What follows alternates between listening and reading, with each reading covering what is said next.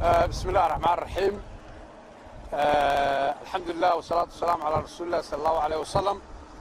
waxa aynu maanta goobjoog saxaafadiinu ka tihiin wajigii ugu dambeeyay madaarka caasimadda Cigaal International Airport oo aynu bilownay. madaarku wuxuu soo maray saddex waji oo hore, laba waji oo hore oo waaweyn. mid wuxuu ahaa kii ugu horeeyay lagu sameeyay muxuu ahaayay surveyga lagu sameeyay isla markaana laguna calaamadinayay goobaha wax laga qabanayo.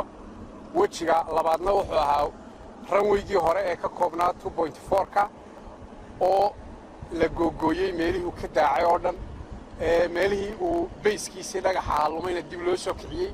runwaygaas oo la dhisay 1958 dowladda Ingiriisku ay dhistay. wajigaas oo ilaa iyo 60% naafo iyo mood noqday oo isagana la soo dhameeyay.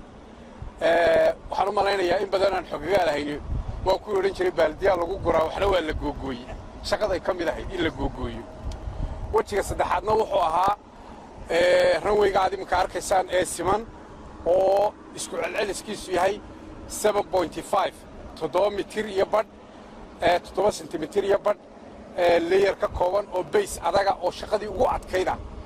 shaqada ka horeysay way ka adkayd, hadday tahay surveyga iyo calaamadinta, hadday tahay buuxinta meelihii naafooba iyo goyntooda, iyo basekan oo isaguna kii ugu adka ahaa. maanta waxaa la bilaabay mashruuca qaybtii u dambeysay oo ah dabaqii labaad ee cusbaa la saarayay oo ka kooban 4 sentimitir, kaas oo ka dhaqso badnaan doona kii hore. waa mar wuu siman yahay, waa mar labaadka wuu ka yar yahay, qaabka uu samaysan yahayna wuu ka khafiifsanaanayaa. marka waxaan rajaynayaa in waqti yar uu ku dhammaado oo mashruuca waqtigii loogu talagalay in la istilaamo ama la gudoomo. runtii insha allahu tacaala waxaa dib u riday mashruuca waqti ka horreeyaan filayna inaanu dhammayno annaga iyo kambanigaba.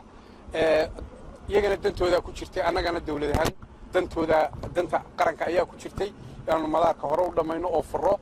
laakiin waxaa naga hor yimi challenges ama carqalado aan laga gudbi karin oo ilaahay keenay. waxaa ka mid ah waqtiyadii roobka oo keenay xilliyo badan inaan la shaqayn.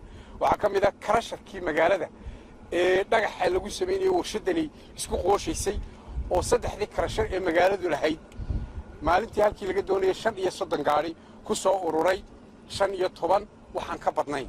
taasina ay keentay waqtigii inay laba laab ka dhigto. roobkii baa qooyay, ciidihii iyo dhagaxii iyo buuri laga soo qogoynayay, qalabkii baa wada jabay. waa duruufana haysto ilaa maanta nala derisa. saddexda karashar ee maanta magaalada ka samaysan waxa laga helayaa wax intaa la eg. guud ahaan marka la isku daro mashruucu wuxuu socdaa sidii loogu talagalay. muxuu ahaayay ilaahay baan ugu mahadnaqaynaa. waxaan rajaynayaa in sida dhaqsaa madaarku u furmo, samarkana laga soo dugo xagaagana haddii alla ka dhigo insha allahu tacaala. aad baa mahadsantihiin.